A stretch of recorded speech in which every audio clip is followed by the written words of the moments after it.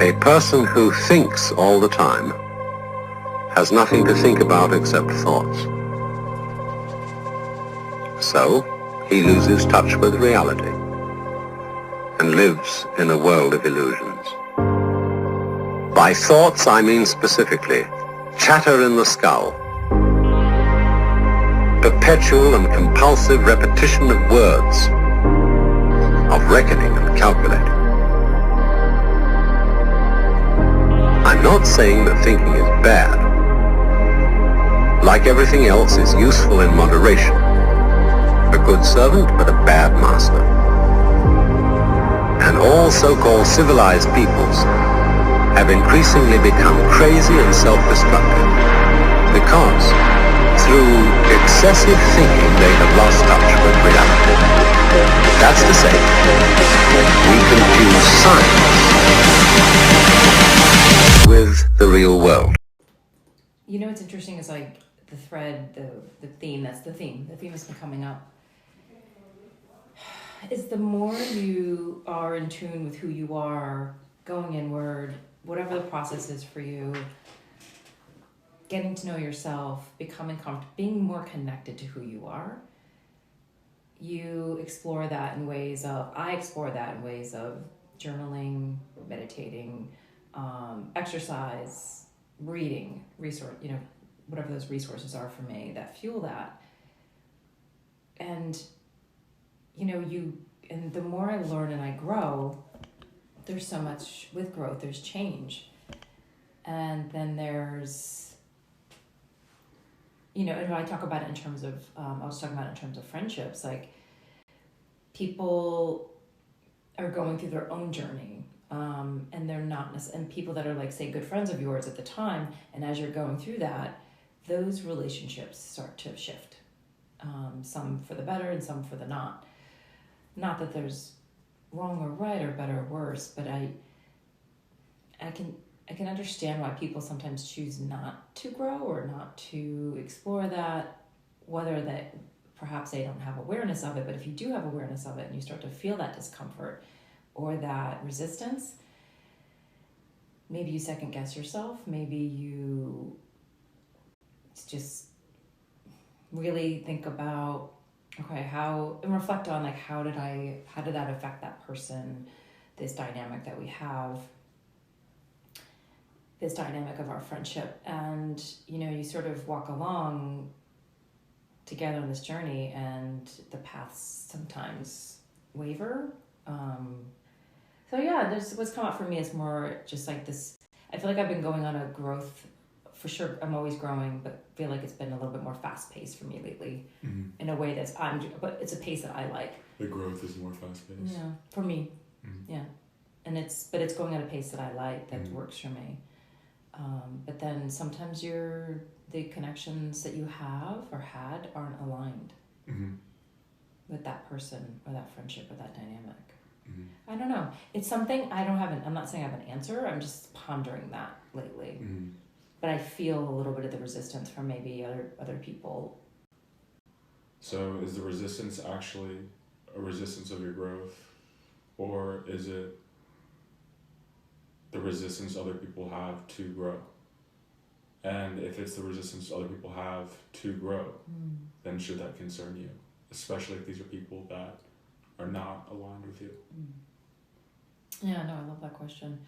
And that's what I'm pondering. And I'm not responsible for that, for where they're at, unless they want to receive from me. If I were just talking about me, want to receive from me the process of my growth, the journey of my growth, and curious about it because they want to continue to grow. So perhaps because of the resistance, one of the resistances I'm talking about is I feel it physically, as in like someone may be pulling back, or someone may be not willing to hear when you're having, so say you're in a conversation and you're sharing what you're sharing where you're at, and then the other person is,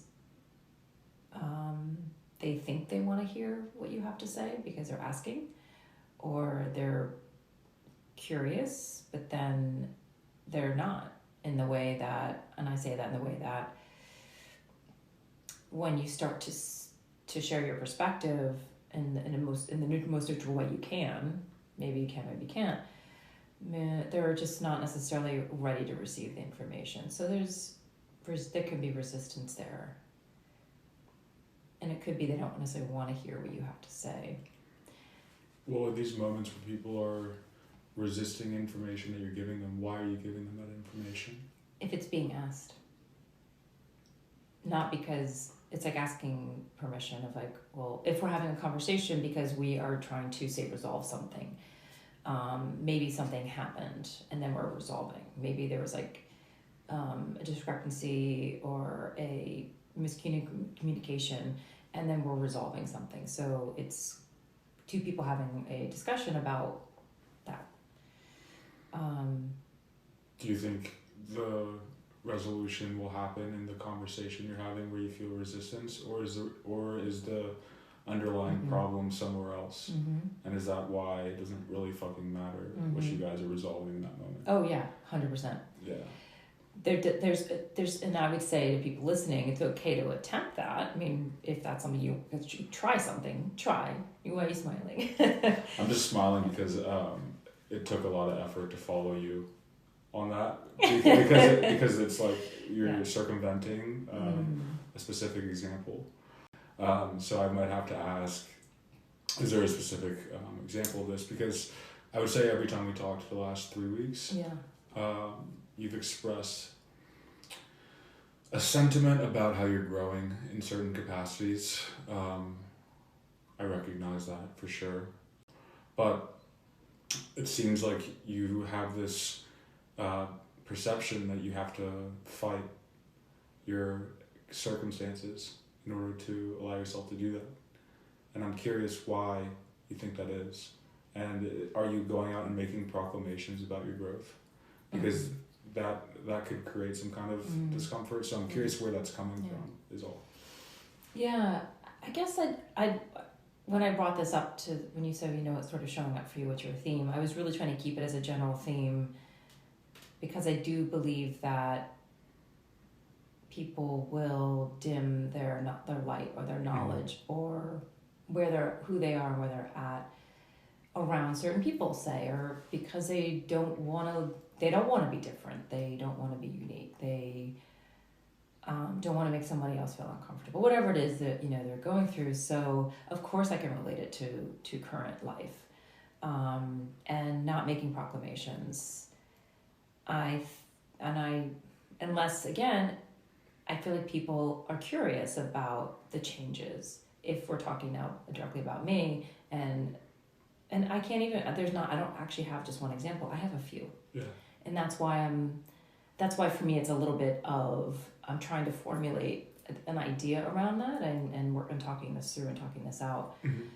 And so I could just say, fuck it, like they don't get me, but that's not in my nature. My nature is, even as a person and as an empath, coaching, whatever, I do want to, if they're willing, then I'm happy to go down that path. And when I say that, even when I'm doing it with this other person, I'm still learning about myself. I don't know. I only know what I know.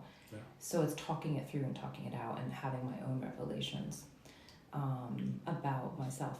I'm only challenging to see where it goes, right? The hero's journey there is definitely a pattern that everyone comes across, right? Because we start off by coming into the world with this like false idea of what we're supposed to be doing in order to be achieved as a human being. And then we realize that it doesn't necessarily speak to us, so we do this individuation, and that's an isolating journey. The beginning of that is isolating because you're uncertain. You haven't oriented in who you are yet. So it's really just lonely work, right? And you do lonely work, but then you start to see like windows into what the other side looks like. So you're like, okay, I'm on something, right? Like I have a sense of direction. I can start moving towards that. And so you have this satisfaction, and then the people who are around you are recognizing that.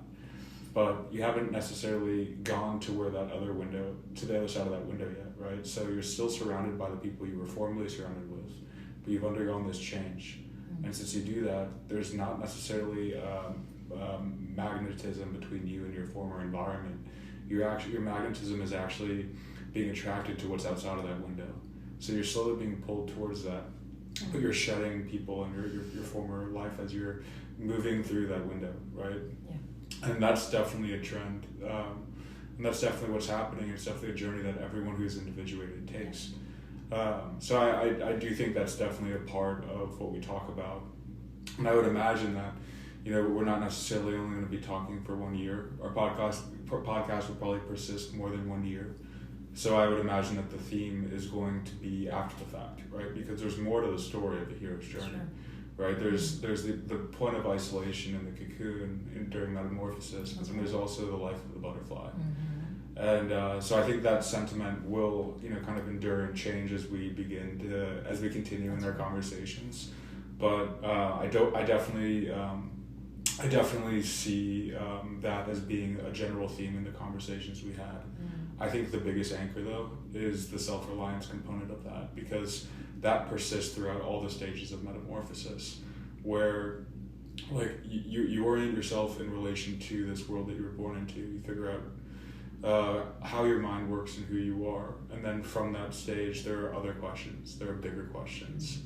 And during those bigger questions, the one thing you can take with you is your ability to rely on yourself, because there will be times when you're doing your own thing, there won't be a master to come teach you because you're doing your own thing, and so you have to be your own master. You have to be your own master. I'm just gonna say that. So that I want to recognize and acknowledge. I totally agree with you. That's something that's definitely come to pass in our talks, and I think that's a beautiful place a beautiful foundation for any conversation, especially when it's centered around any kind of philosophy or mentoring or coaching, whatever it is that you're really focusing on. But the other component of that, just to be another devil's advocate and just throw this, the reoccurrence of this theme of this resistance that you're calling it resistance, right? From surroundings, right? From that environment and its multiple different relationships. There's a parable that I grew up with. I love it. This guy goes to a doctor, and he goes, doctor. I'm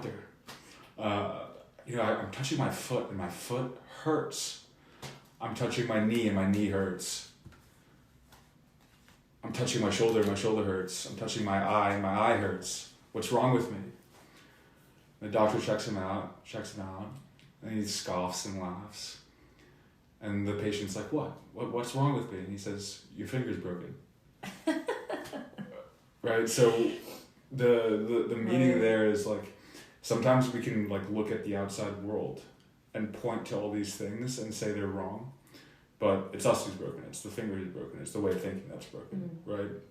And so I would encourage you to potentially always analyze your outer world and wonder how that could be a pattern that you're seeing inside your mind and some type of limitation you're putting on in your mind and how that might be translating into your outer relationships. Just one thought, you might have already been there, but that's just something that I kind of felt compelled to say. Yeah, no, I think that's it's fair, and it's again moving at my own pace, my own journey, figuring this out as I go, but in a collective way as well. For me, collective learning is learning about how other people work and think and operate. So, and that could be the sociology of life that I like. But yeah, absolutely, and I love the pattern is massive of okay, what's going on here? There is a pattern. There is the level of attraction. Of what people are going through in their journeys, and what is he doing? What's she doing? How can I learn from that? And that's me. That's beautiful. I definitely want to find those people myself and emulate and grow from that experience. And I should elaborate. The reason I tell you that is only because of how the outer world impacts you, right? It's not your fault that people in your immediate surroundings are going to give you resistance. So I'm not trying to say I'm not trying to say that's your fault. Yeah. We always talk about Rick Rubin. Rick Rubin talks about when you have done your own work and everybody loves it, you haven't gone far enough, because like real art, real like individuated work creates the polarity. Yeah. It's something new that creates the polarity where half the people love it, half the people hate it. And that's what gives it this magic that everyone talks about it. So it covers the yin and the yang of the sphere, right? It covers the whole globe, right? The idea, the truth covers the whole globe because it was so true. And the fact that you feel resistance and then some people are giving you praise is a good sign that you're like definitely doing, you're being Ashley. That's right. That's a really good sign. Yeah, just don't let that shit impact you. No. Oh, it's too late for that. It's too late for that. But it doesn't impact me, but it definitely, I'm aware of it. I don't want to be closed off from that. But it's not like necessarily making me feel like I'm going to not, at one point maybe yes, second guess myself, but it's not that. It's more like, okay, what is the thought process that the other person is going through? What's my thought process? Because I was there once, and that's the empath in me of like, I get it in that sense of, and then like the growth that I've made in changing, and I don't want to make it into a proclamation. Maybe I need to be more aware of the proclamation part of things, but it's just, and so like what's another thought that you can sort of, I think you can go from there is, as you're shedding your old things, your old self, as the metamorphosis and the beautiful, getting to the beautiful butterfly, in the process of that, and shedding people that aren't aligned, I don't think those are necessarily forever closures, forever whatever, but it's just like at this point, it's the individuation that you're going through is that focus in a, obviously not in an egotistical, selfish way, but in a way that's beneficial for your well-being and your soul. So it's and everyone has to do it the way that they want to do it, and that's the most powerful thing. Share how you've done it. It gives people ideas, but it's what makes sense for you and how that looks for you. So, and I do believe that you can attract those people in your life that are on similar paths that like what we talked about an episode or two ago, the same resonance and the same frequency. You're on that frequency, and not to like everybody has to agree, not everybody has to have the same perspective, but to be able to hold two thoughts and then to decipher or just to have discernment, and then but listen to both sides and understand both sides, or learn about both sides and decide what you want for you and who you are. Yeah, I agree. That's the beauty of the patterns, right? That's why patterns is always a conversation between us, because it's not about what we're doing as individuals, even though we'll tell you our stories. It's what is the patterns that you can orient yourself as it relates to where you are on the hero's journey, right? Because we haven't made the circle, right? We're here talking. Right? We haven't made the full circle yet. That's just not yet. But we will, and the patterns are all tools for us to make sure that we are doing the right thing in order to grow. Yeah, I mean, it's mentally it's the pole of positive or negative thoughts, right? Decreasing or expanding thoughts, and then physically it's like health versus illness. And these are just tools. These are mechanisms to make sure that we're going in the right direction.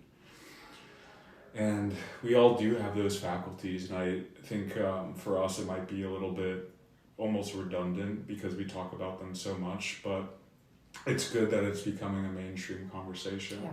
It's like not that the world is just happenstance, it's that there's a reason behind everything, right? And it's not just chaos. The world isn't chaos. It's not, there's an entropy, there's a syntropy, right? There's a direction of each way that everything intermixes to give you some level of reason so that you can be on the right path. And I think that's those are definitely some elements that I think will continue in our conversations, and as I learn about them, as you learn about them, I think it'll totally be a big theme. But outside of that in your week, like, have there been anything specific circumstances that you can talk about that you might have dwelt on, or maybe ideas that you've been working on? I'd be curious to know what's kind of going on in your head as we kind of get into related to this topic, or in general? Just in general, Well, part of what I was going to go into, I actually think faculties are really important too.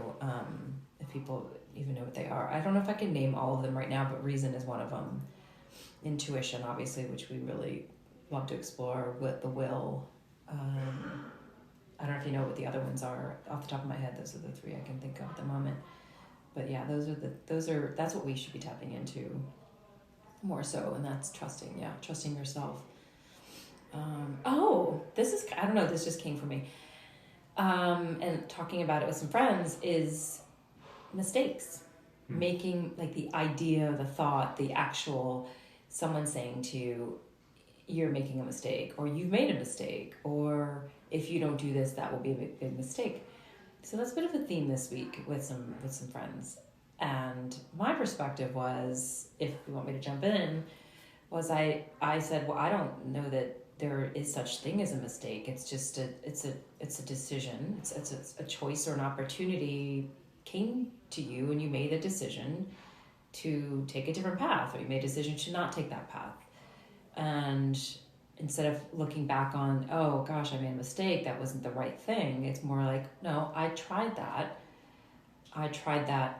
career move, I tried that, job, and it didn't resonate, didn't work out, it was not a good experience, whatever that, if you want to go down the road of almost like negativity, actually say, no, it's something I tried, it was an option, an opportunity, why not just take it?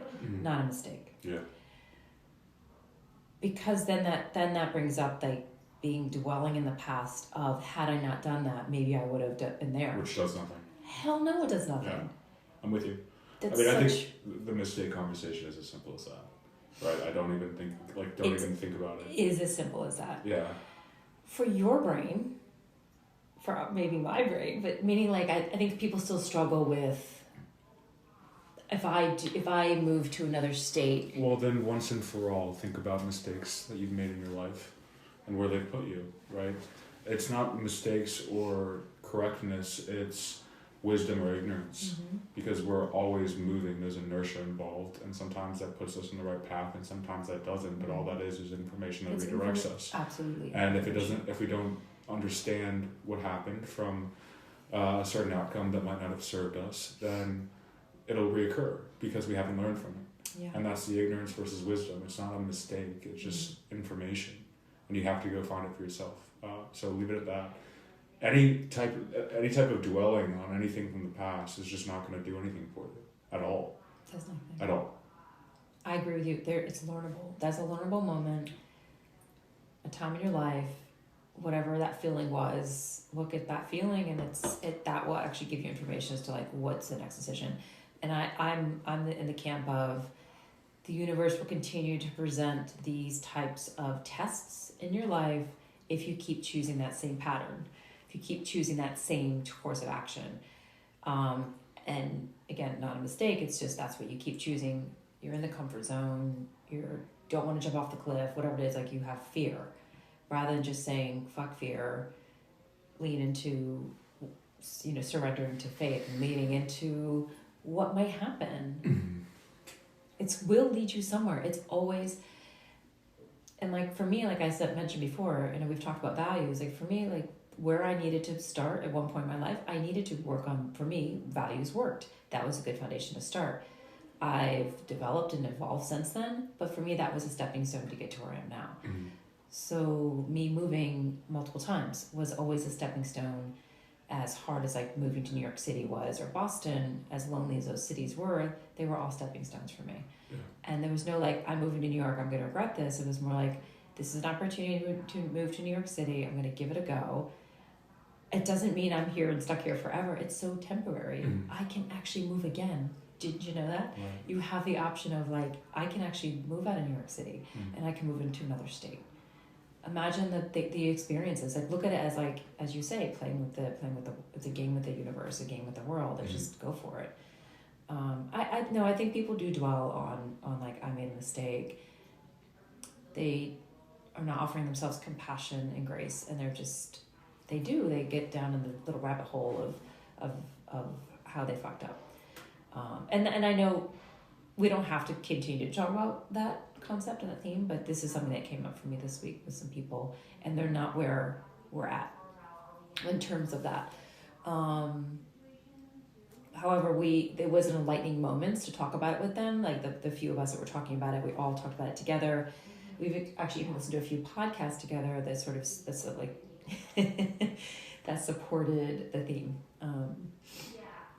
Well, whatever then, if you don't want to talk about it, what theme do you want to talk about? No, it's not that I don't want to talk about it. I think the potentially more productive analogy is another thing we talk about all the time, which is transmutation, right? Like with transmuting something negative from the past into something that provides us with purpose and is expansive for others. Absolutely. A powerful example of this happened this past week. And then it took me to a place completely separate from the conversation of transmutation that really opened up a thread for me. So I don't know how deep I'm gonna go into it, but the conversation was deep. I was talking to someone amazing, very wise, right? And this person, he's a father, right? He's a father, and As in a priest or like as a child? no, I would say a priest if it was a priest. I don't have a lot of priest friends yet. Because in the Catholic Church, it's a father. No, I don't have one of. No, it wasn't that kind of father. Just it was, for clarification. No, he has kids. Okay. And he was talking about how, like, in some of his relationships, and he was general about this, vague about this, so I don't know exactly what the grime was, but he realized that he started to reflect on his upbringing and use that as information that can contextualize why he behaves in certain ways with his kids and in his relationships. And part of what he came to realize was how much of an impact his poor relationship with his absentee father was, or how detrimental his perspective on his relationship with his father was. And the relationship was non-existent, right? He grew up in a single mother household, brothers, and it was a challenge for him. It left him with a lot of questions. I mean, I think really what I got from him is that it made him feel like he didn't matter. That was something that he started to recognize. And he was having a hard time doing anything with that information, right? He was having a hard time doing anything with that information. He illuminated it, but he wasn't necessarily doing anything productive. And again, I know we had an interruption, but this is on the conversation of transmuting something traumatic or challenging or painful from the past and making something out of it. And so I gave some suggestions about how to potentially change your perspective in order to realize that it was actually something that gave you purpose and meaning, right?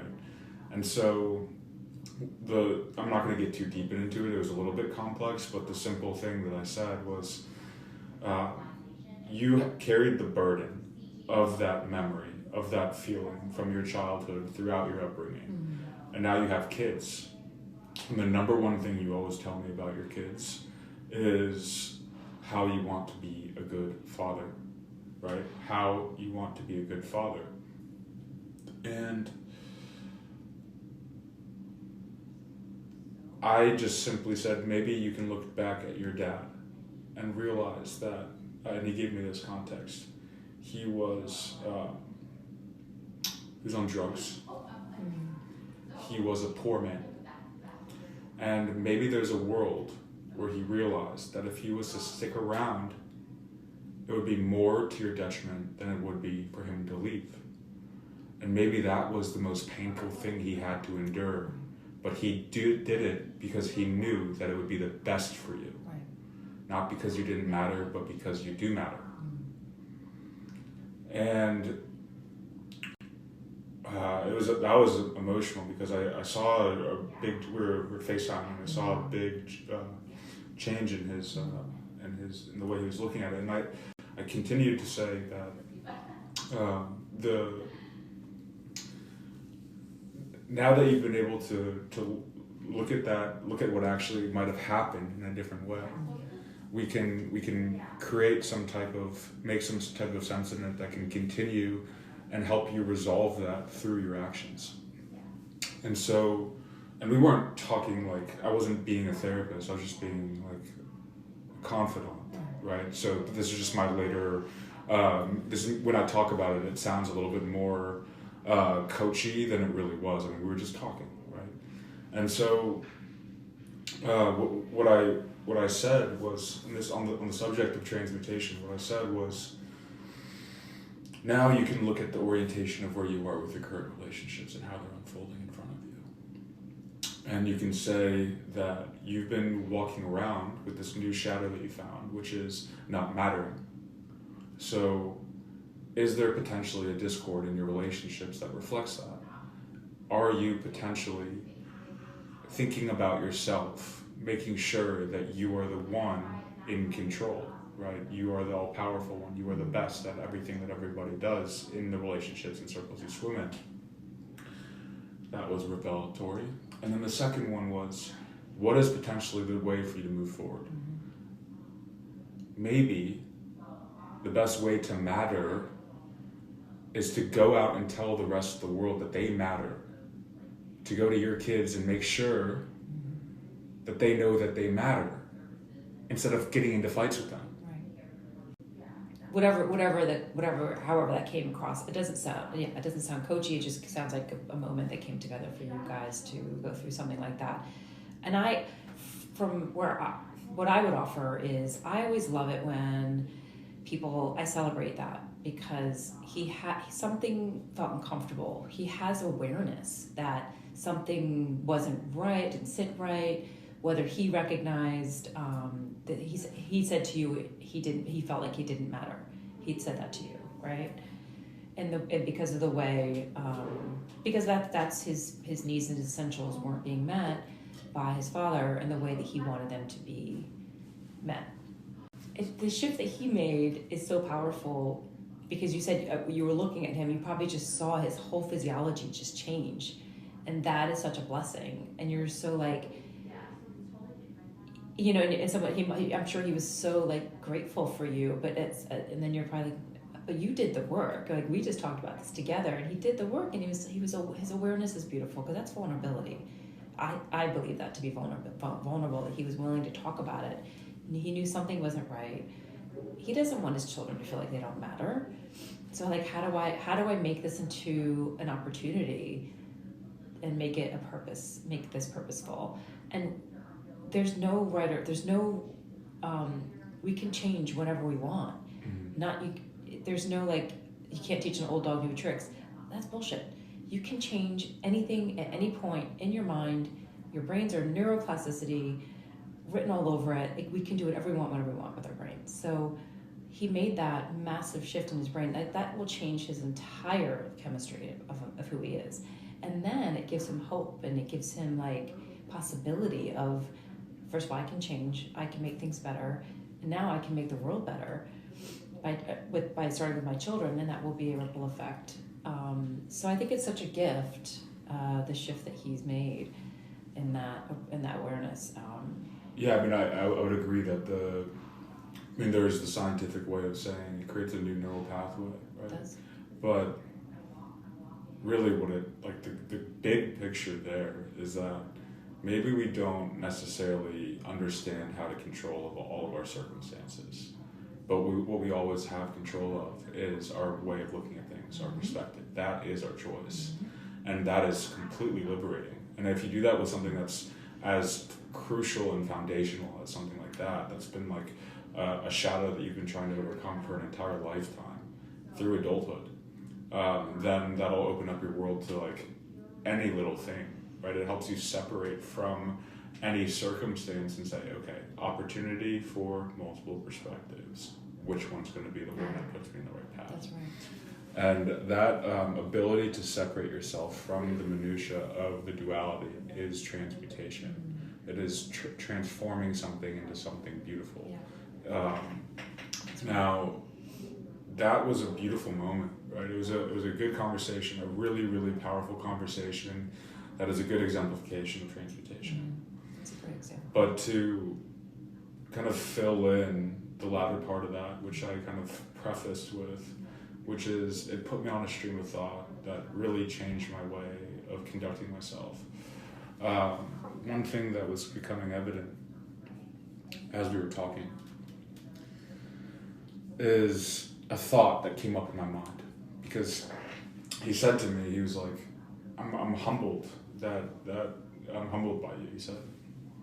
And I'm always considering the fact that there's a potentiality that we create our own existence based on what we believe, what we think, what we expect, and what we love, right? And I had this moment of thinking, like, if I find a lot of meaning and purpose in helping people, am I creating a world of suffering in order to save it? And that was a big perspective shift for me. And I was the thing that I thought about there was, is it my job to live with purpose and to support people, or is it my job to conceive of a world where I'm not needed? Which was a very challenging thought to and emotional meditate for you. And so I sat on that, and then I began to think about what is good. And in the Tao, there's a great line that's repeated. I think it's the only line in the Tao that's repeated ever. And they say, what is a good man but a bad man's teacher? And what is a bad man but a good man's job? And that gave me a level of understanding and kind of what that challenging thought that came to my head. Because we do live in a world of polarities, right? And vanity can be found in overtly going out and trying to give good. Because by doing that, you're always creating the pole. You're always creating evil. But goodness is walking that middle way. And if you encounter something that's negative, if you encounter something that's suffering, then you can fill in with goodness. Then you can counteract that polarity with goodness. They use like a visual metaphor of like every star in the sky that you see is an angel, and the space that star takes up is a devil, right, is a demon. And that kind of encapsulates the sentiment, right? And the space that surrounds all of that and encapsulates all of that is that law, is that polarity. And it did give me good context for how to conduct myself, right? It's like, don't go out and try and be a fixer, but go out and reconcile all issues you see if you feel compelled to do so, but not against anybody's will. And it's a sensitive tightrope that we talk about. It's one that can't carry too much weight, right? And so that was a big contemplation, existential Nitai contemplation that was there when that. So did that come for you immediately after the conversation? As in, like, when you got off, like, I've been humbled, thanks so much, bye, and we'll talk again soon, and then, like, it came for you? No, it was during the conversation. Okay. We were on the phone, but I didn't. You didn't share that necessarily surface it as we were talking. Can you say again what that revelation is again? Just because I think it's actually really worth breaking it down a little bit. Am I creating a world for myself full of suffering so that I can come in and solve it? Yeah. And have meaning and and matter. Right. And that's a very, very important question to ask. Yeah. Am I creating a world around me so that I can serve a cause? And that hits. Yeah. That hits hard. Because it's challenging the very nature of who you are and where you receive any type of gratification and satisfaction and wholeness. And that is something that I owe it to myself to meditate on, to think about, to reconsider, because that in it of itself creates like a challenge and a contention of overcoming. But is it as simple as conceiving of a world where I don't have a purpose in order for peace, in order for perfection, right? And it's not for me to say that, it's not to say that like my single mind is controlling the entire nature of existence. But what I'm saying is the goal of every individual to do the same thing, not to conceive of a world where they are Christ, but to conceive of a perfect world, right? And what is the emotion of that for you when you got emotional about it? Just like the revelation that you made, the question. It's powerful. With the powerful moment of that, the reason I got emotional is just because purely of not wanting to have been the one who created suffering. Yeah. Right. And that's really why. That says a lot then. In my ignorance on the moment, but anyways, that was a ride I went to. And you're still meditating on that? No, I've moved on from that with the Tao. With the Tao, yeah. But that really gave me good context, because it's not about a mistake. It's about how do I want to move forward from here, right? And that's another kind of going full circle in that. And having mercy on myself, I recognize I just slipped my name in here. So my name, further along in this conversation, right? Further along in this conversation, the guy, the man I was speaking to, who we were talking about transmutation about, brought up how he wants to grow out a beard or something, jokingly, in order to be a reminder, right, for something, right? And he said it was like the Hare Krishnas. Right. So the people who meditate and chant Hare Krishna on repeat, right, in order to remember, right, and creates recurring signals of divinity, essentially. And I had a Hare Krishna story, and it came to me then at a very important time, because as I went on to meditate on this conflict that came up in that conversation, I was able to give myself the exact right context because of this story. And I brought up, this is going to be a minute. Does it give me a minute? Yeah, okay. But it's kind of worthy. If you don't mind me telling the story. Of course it's worth. Dude, I'm here to listen and learn and be curious. I was visiting a girl in New York in college, and you know how when you're with someone you love, and then the moment you leave, you have that like melancholy. Mm-hmm. You like feel it. Absolutely. So I had that, and I was getting a bus from Port Authority in Times Square back to Baltimore, where my university was. And when I got there, I was at the Peter Pan line. Yeah. And in the Peter Pan line, I saw like 90 people. And looking at that, I was like, well, this isn't going to fit on the bus. So I was a little bit worried. I knew something was wrong. And so I went and I asked someone who was sitting on the floor, just camped out. I was like, what's going on? And it was like 9 p.m. I was already planning on getting home at midnight. Right. And they were like, well, I'm the 4 o'clock bus. The 4 o'clock bus never came. And now we're waiting for the next bus, and they're going to squeeze as many of us on as possible. Okay. And I couldn't care less, because I had just left someone, and I was like, well, whatever happens, happens. Yeah, well, you have to, that's under your control. So I just get in line. But still. I just get in line. Yeah. Simply get in line. 150. Okay. And then I start to recognize my surroundings, like they're just characters. Everyone has this disdain on their faces, mm-hmm. right? And we're talking Port Authority characters surrounding as well, right? It's just an absolute zoo. Yeah. It's an animal house. And so standing in line, I'm just tuning out the world, right? I throw in my headphones. I throw on a lecture or an interview or something with Terrence McKenna, right? And then I hear this man. Yeah. I hear this like guy in the line to the right of me. Okay. He's just like chanting, right? And I like kind of peek over at him. And he's this white dude who's short but like lean. You're being judgmental. And this is what was going on in my world at the time.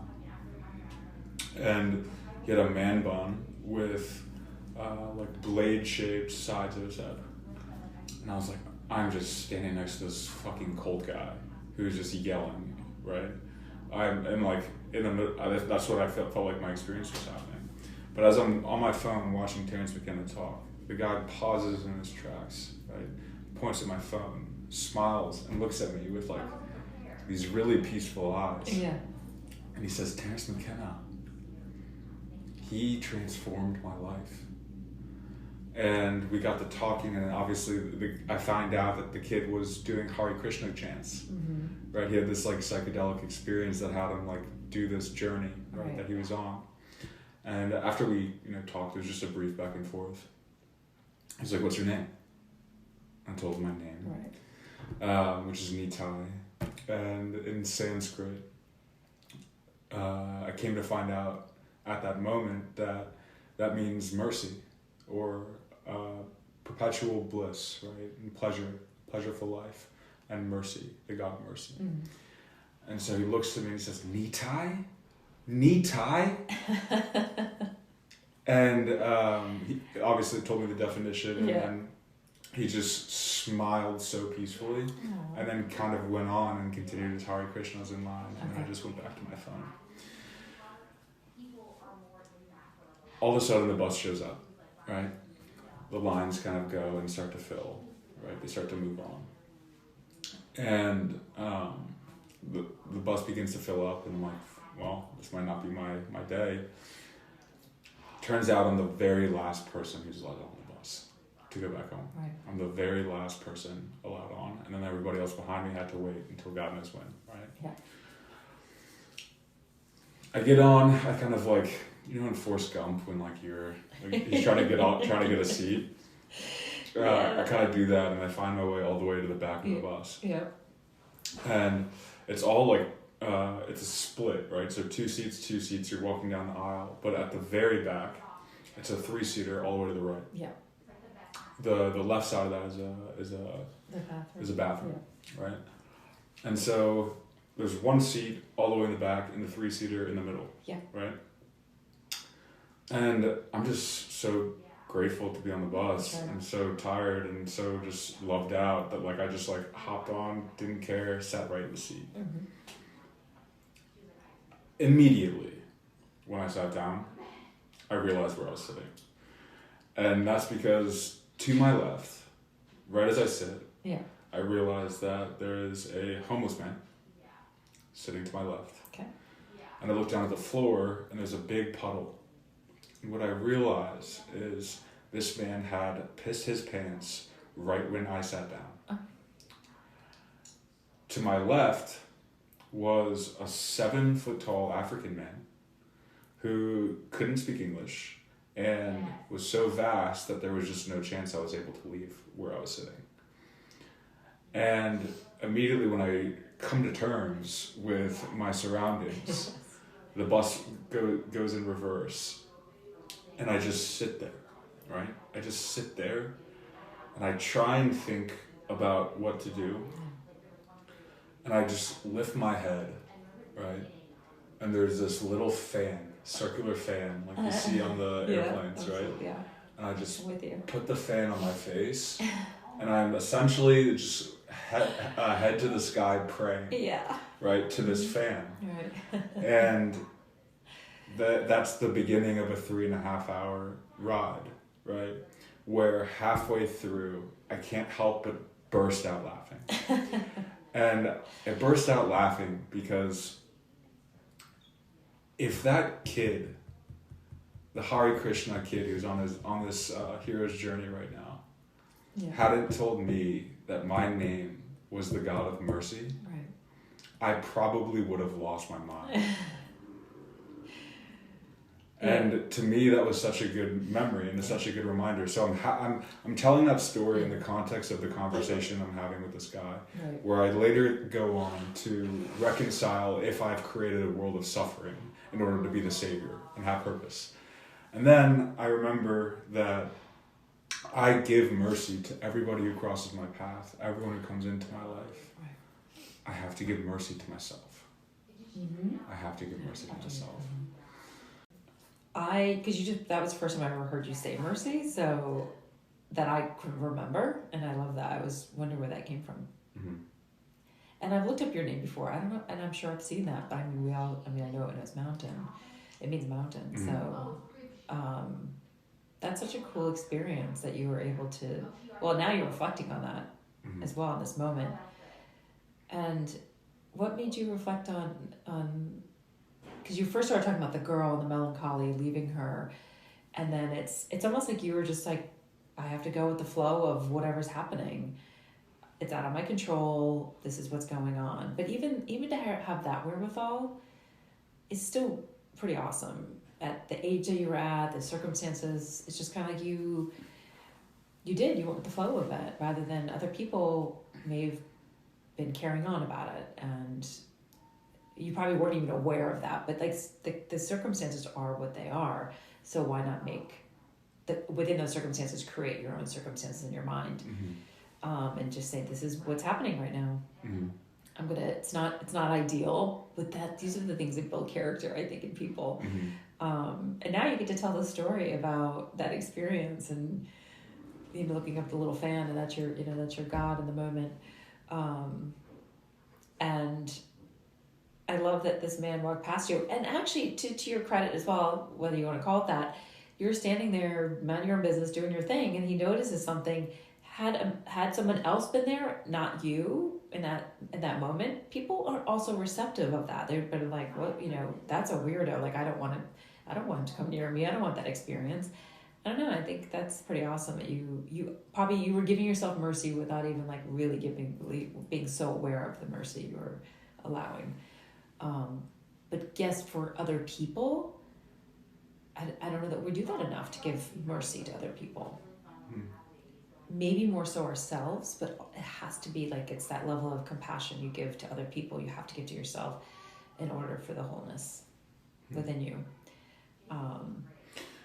I thought the story was gonna be about leaving the girl and the melancholy of that feeling, and No. it's like, no, moving past that. No, we've moved on from these stories. Yeah. Thanks for the acknowledgement.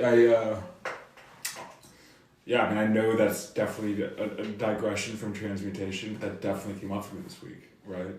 Where, we're all just learning, right? And if there is a misstep, for example, by creating a self-fulfilling prophecy where you have purpose and where you're good at what you do, and that inadvertently creates a world of demise, right? You can't beat yourself up. Like, this is the human experience. Coming on to like that, what you just brought up of like being able to engage with someone who might be obscure. Yeah.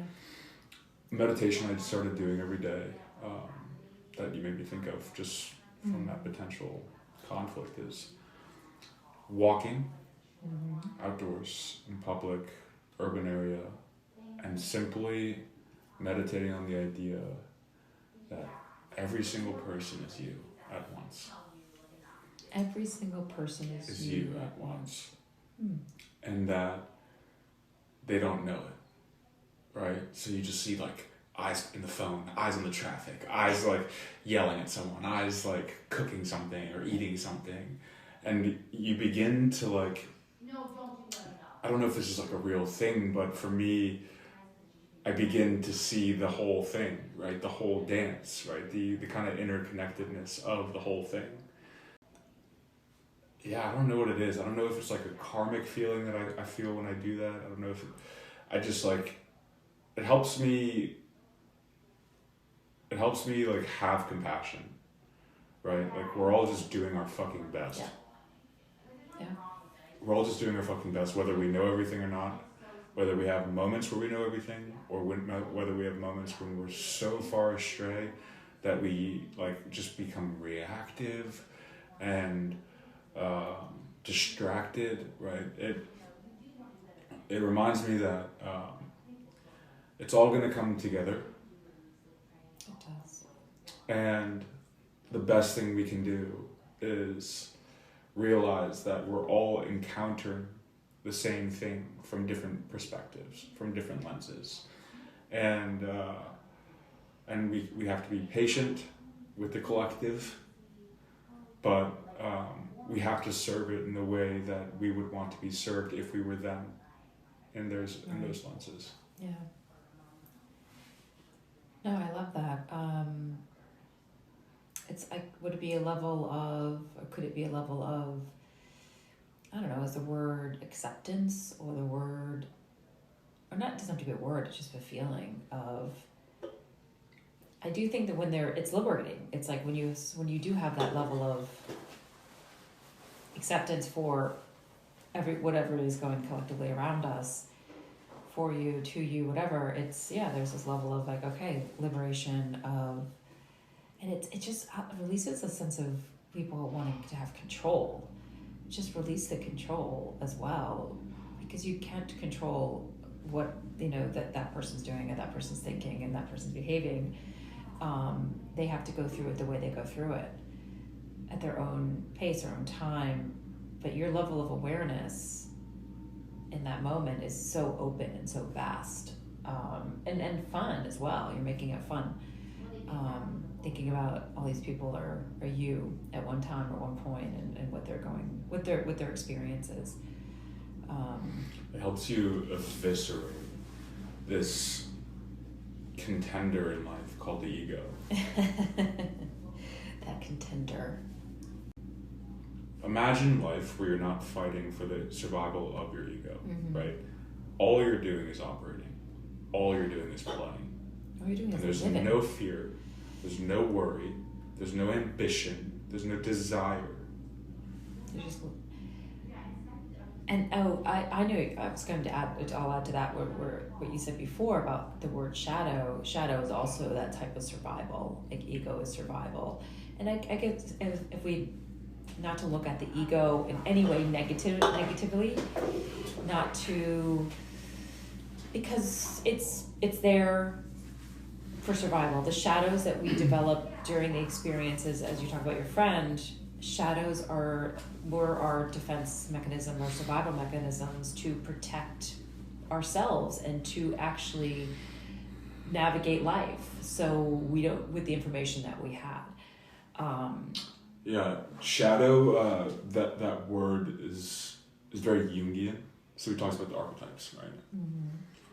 And he says the number one thing a human being can do in order to achieve fulfillment and to self-actualize is to integrate their shadow, right? And it kind of gets into the world of polarities, right? There's the world we're illuminating, but then there's the whole other half of that.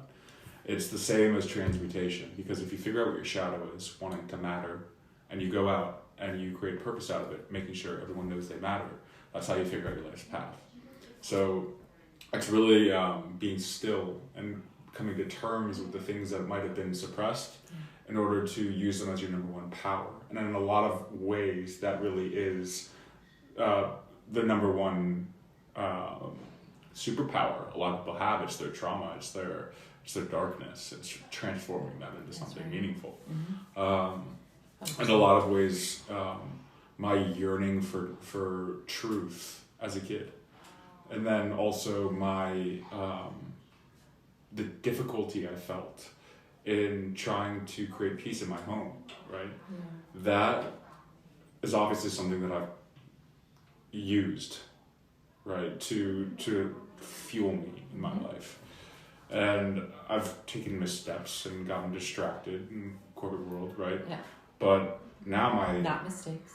I feel my dharma, right? I feel like I am so aligned with my dharma, doing the things that align with those attributes that were parts of my shadow that I just suppressed. So it really is like, when you said acceptance, that's what I think about when it comes to the shadow. It's not hiding any parts of yourself, right? It's realizing the spectrum of who you are so that you can really celebrate the parts of you that are there, you know?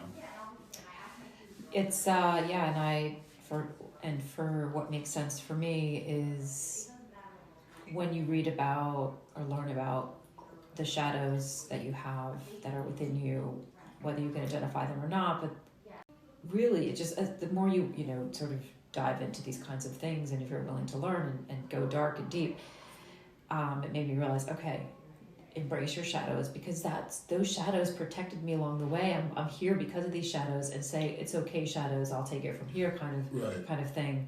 But there's nothing wrong with having these survival skills, and even if the ego is there and present, as long as you just say, I hear you, I see you, ego, but there's no, I don't need you to necessarily. I know for me, I still have the ego that steps in, and then, but what's important is I can recognize that, just say, it's okay, ego, you don't need, I can take it from here, kind of, whatever works for you in your mind. And that the word, as you said, like the word acceptance, is accepting all of those things and embracing them, and then embodying all of the darkness within you. I can't imagine my darkness I would not be who I am now without her. This is the as above, so below, right? So yeah. I think about the ego as a facet of the whole, right? So imagine you're looking at a mirror, right? And you break the mirror, and each one of those little cracks in the mirror have a different perspective of you, right? Because they're at a different angle slightly, sure. Right? And so each of us human beings are essentially a different perspective, a different facet of the whole, of the truth. When we realize that that's what we are, it's almost as if the mirror becomes, it fixes itself. Right. And you're able to see exactly what your reflection looks like. And I would argue that it's the same for the elements of our ego, right? We have to realize and look at every perspective that exists within inside of the mind. And when we do that, we're able to realize how all of them are interconnected and they play off of each other. These are the polarities and qualities that we think are who our ego is. So when we see that both of those exist, my darkness is there as well, and we accept it for what it is. We have better context to see the picture outside of a destroyed mirror. It becomes clear, and we're able to see ourselves and show our guns. Sure. These and flex and take our but I hear you. I don't hate my ego, but I think the thing that I'm starting to realize more and more and more is I feel the most myself, the most aligned, the most vibrant, the most love when I do not put over value on anything of the senses. Anything of the senses. There's a line, I don't know if it's Hermetic or if it's Rosicrucian or if it's Masonic. I've read 4 books since we talked. But, only 4? But there's a line that stuck with me, and it's like a dagger. And it says,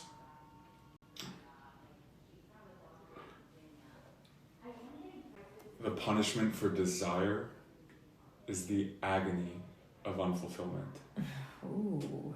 Fuck, right? And so a line like that, right? That's the thing that might give you the emotional reaction to reconsider what desire is. Yeah. But the beauty in non-desire is such a place, such a real place that one can operate from.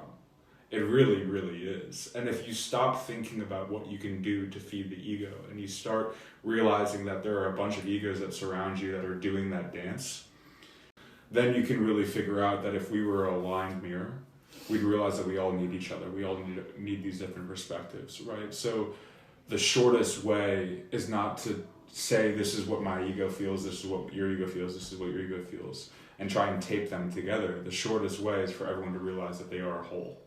Right, they are a part of a whole, and everyone speaks their own language. Everyone assigns their own meaning to words. So it's like, what is the shortest path to do any of this work? What's the quickest way without words? It's really just to express love, and that's kind of my take on it. Yeah. It's my take on it. Like, it really is the solution to everything. Yeah. There's also a vibe or an essence that people give off. If you're like, physically closed, mentally closed, and those are the people that for sure need more love. Doesn't mean you shouldn't give them love. You can give them through vibrational love. But then at the same time, if you're open, you are also exuding love. You're like telling, and I agree with you. It's even when you have to sort of, I don't know, write something to somebody that might be hard to write, end it with love and compassion. Yeah. But even when it's hard to say it, it's like, this comes from a meaningful, intentional place with love and compassion for you. And it's like, why sign off saying, fuck you, fuck off? It's like, no, what's the point in that? Like, give fuck it.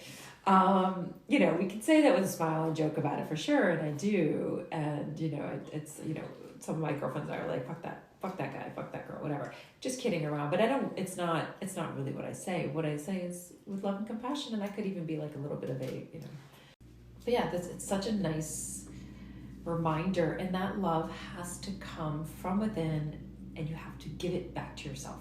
Mm-hmm. The love has to be within you. Yeah. And love yourself first. You can't shell out love unless you actually love you. Right. You could try. It doesn't feel real. It doesn't feel authentic. The authentic love. And it doesn't have to start with, I will love myself when. And I know you and I have talked about that. I love myself now today. And I accept her, all the shadows and the darkness and the light. That's where the acceptance comes in of like, oh, now I feel like I can grow from here or expand and be okay with, this is the present moment of, I had a little experience yesterday. I was literally just at a shop buying something, and she's like, it was about Thursday night, right? Now it's Friday. And she said, weekend's almost here, something. And I was like, I know, it's great, but what about, you can make your weekend start now. It's the present moment. Just be in the present moment. And she actually was like, yeah, be in the present. That's why I'm like, I love it. I'm like, I don't care if people think I'm witchy or woo-woo or whatever it is. I'm just going to say it like it is. She had a smile on her face.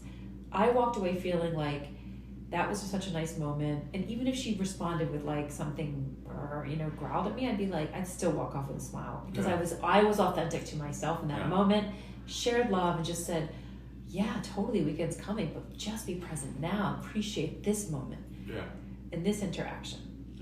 And I was buying a bottle of wine. I was very happy. But I actually think it brought a smile to her face, and I think it actually made that nice little ripple effect of appreciating her, sharing that love, being authentic to who you are, whether you are on the receiving end of negativity or positivity. Just do it, man. Yeah. Something I don't know what made me think of as you were talking about the last thing. And sometimes I go through this process for me when I'm either thinking, so say there was an experience I went through and I want to reflect on it. I will have my moment. Oh, I know. I was thinking more about like being reactionary, responsive versus responsive, and also, when the ego can come into play. Part of sometimes for me, for my process of where I'm at, I will be reactionary in my response. So I will write something reactionary. And then I'll say, that's not really how I want to show up. But I had to like get it out. So sometimes my process of when I'm working through something, and I would say I'm not doing this as much, as in, and I also believe when you're reactionary, that is a reaction. That's a fight or flight response. It's like, for me, I know I'm aware of that. So it's something I'm working through personally. And I will be reactionary at times. And then I'll write. So in my process, I will write it. Mm-hmm. And I feel like that's therapeutic for me, and generally delete it. Not like, or if it's on my computer and I've written it in my notes or whatever, like I'm saving it. Because I think there's still information there for me. It's like, why did I go there? Mm-hmm. And then I kind of have more of a middle ground. Oh, I know. I was sort of talking about the love and compassion. And then I'll have more of a middle ground where I'm like not completely letting go of the egotistical things that I wrote or the things that I have to be right about or whatever it is.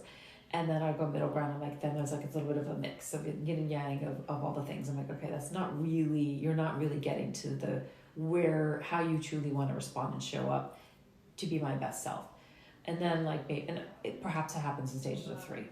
I would say normally 3. And then by the 3rd, it's more like, okay, this is what I appreciate. This is what I love. This is, like, thank you for this experience, or, like whatever it is, and recognizing, all the good and the positive of the situation or the experience or whatever it is I went through. So it just made me think about showing up authentically of who I want to be. I do want to show up as that person because that's what resonates the most with me, and that's what makes me feel whole. That's where I am whole. Mm-hmm.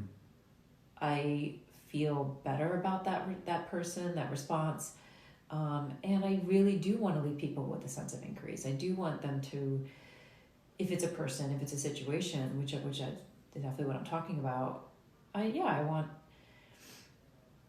don't want it to be the angry and you're allowed to feel angry, by the way. Mm-hmm. I think anger also gives you information as long as you are able to recognize that, reflect on it, and say, okay, why was I angry? Because angry is a legitimate feeling. But not to dwell on the anger, not to make it part of who you are every day, but it gives you information to change what that anger is, and that anger is something that's going on inside you, and making you reactionary. So it's just sort of like this process that I go through sometimes in order to, and usually generally when you read something or hear something or someone says something and you want to say something right away, you want to react, that's not actually really what you want to say. Mm-hmm. Yeah, I mean, whether it's writing it down, thank you for sharing that. Whether it's writing it down or simply just separating yourself before you react to anything. That's the biggest thing. The best book for that was Reality Transurfing. They talk about pendulums always encapsulating you. And you can watch them swing and decide to jump on or decide not to, right? Engage or not engage. Mm-hmm. And it becomes very easy to do when you can look at it that way. Right, when you can shift your perspective and say the world's not coming and attacking me, everything is an engage and not engage, it's a lesson learned or an ignorant play. And I think that was, I would say for me that's probably what taught me the best, not to be reactive. But after that I realized that I've always had a steady perspective in my relationships, but personally I could be reactive to things. So if I am hungry, I won't make the right decision. Yeah. If I've overeaten, I won't make the right decision. If I have been sedentary, I won't make the right decision. Or if I moved too much and I'm fatigued, I won't make the right decision. So in general, it's a combination, I would say, of balance and the ability to separate, the ability to take the third perspective, not to be a part of the pole, right? Not to pick a side. Yeah. It's to look at things for what they are, the wholeness of what they are. Everything you're looking at has 2 perspectives. There are 2 sides to the spectrum, right? And that like Pythagoras says, any problem you can solve with the triangle, which is the 3. There's the poles, there's the duality, right, and then there's being the third, right? Looking at the spectrum, yeah. If we're too caught up in the polarity and in choosing a side and in engaging in one side or the other, then we are fighting for something that we don't have to fight for. The world goes on if we separate from it. And the more we do that, the more we realize it and create a muscle out of it and make that a habit, the more we're able to not feel like we have to fight for our lives all the time. Because we take things so personally because we think if we go all the way to the longest thread that it's going to kill us, that we're going to die, right? We're reactive when somebody says something that we don't agree with, right? Yeah. And we think that if that's true, then I'm dead. Essentially, that's what the ego says, because we wrap up our identity on these false beliefs. And when we wrap our identities up on false beliefs, then everything is a threat to us, when nothing's a threat to you. right? It's just in your head. Yeah. And so by allowing yourself to go all the way deep into that progression of how you got to the place where you reacted, you realize that it's silly. And so every time you are reactive, instead of looking at it as something that triggers you, you say, this is information that's going to pinpoint a way that I think the world works, which is not actually an existential threat, and it's not who I am. Yeah. I like that. No, that's helpful. Yeah. For me, for sure it is. Yeah. So it's just helpful information. Yeah, it is helpful. Yeah. It's a tool. Yeah. Because I definitely catch myself.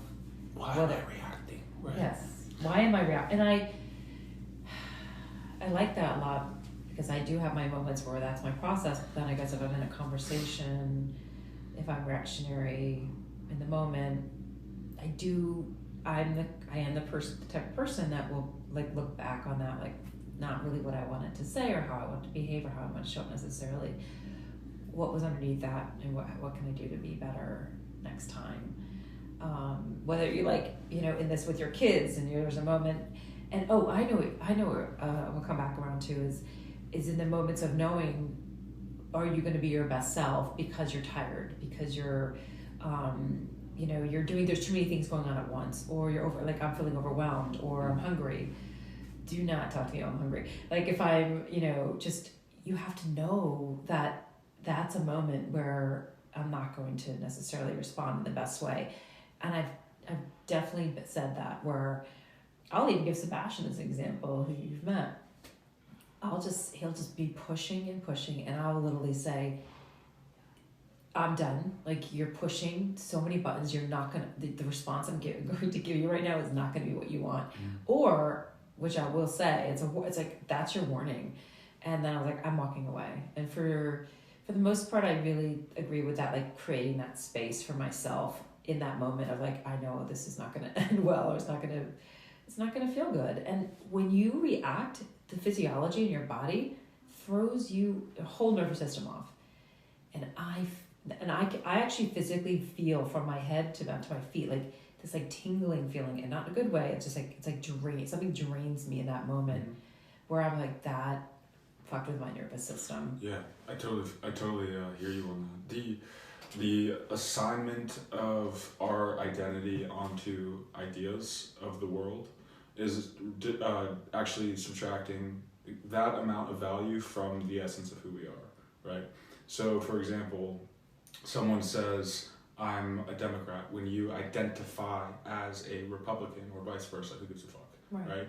You're identifying as something, so you're literally subtracting that from who you are, right? And if someone was to say something that contends with your ideology, then your ideology has to survive. So it becomes a reaction because you think you're going to die. That's my example. Yeah. And it sounds hilariously exaggerated, but that's what reactions do. It's hilariously exaggerated behavior. And you're going to survive. You're going to live. Absolutely. People aren't threatening your life. I gave that analogies. We were talking about a drive I was in the car with someone recently. That same drive, we had a very similar conversation about like how it seems like we're surviving fighting for life. I'm like, you're not gonna die. And right as we take a right turn into where she lives, there was a sign that says dead end. And I was just like, fuck. You didn't tell me that part of the story last time. That's funny. Yeah, it wasn't related. No, but it was. But it's actually when I do say that to the girls sometimes, and I don't know where this came from exactly, but they'll whatever, say, oh my gosh, this happened, and then I'll say, but did you die? And then it's like it's humorous, like you start laughing, and even Sebastian will roll his eyes at me. But like I remember saying this to one of the Bethesda babes recently. I was like, but did you die? And you're not, yeah, it's like, it's a good reminder in that moment. You do feel like even when you described it that way, I was like, yeah, when I felt like I had to defend myself, because I chose to want to defend myself. I was like, if I don't get this out, I'm going to die in this moment. And so going it's back real. to where we started, which is the individuation process, where you come into who you are, right? You come into your natural self. When you're there, you're in a place of peace because you realize that there's nothing more true. And when you realize that nothing's more true, you're not reactive because you're not fighting for your life. You're not fighting for the outer world to give you information about who you are because you know who you are. And it's a being, right? It's not a knowledge. A knowledge separates you. It's a being. No, I think that's a great tool. And again, it goes back to having mercy with yourself or compassion of like, which is beautiful, rather than beating yourself up for, okay, I didn't show up. It's okay, Ashley. Like, what can you do differently? Look into that feeling, look into that moment, whatever it is. And you will do better next time. And it's like, and it comes back to, what we said earlier, like that it's a practice, like make it your practice, part of your practice every day, whatever your practices are, your meditation, my meditation, or exercise. And it's not even something maybe I'm thinking a little bit more about that, but most things I'm not even thinking about anymore. It's just like, that's just life. That's just how I live. That's just who I am.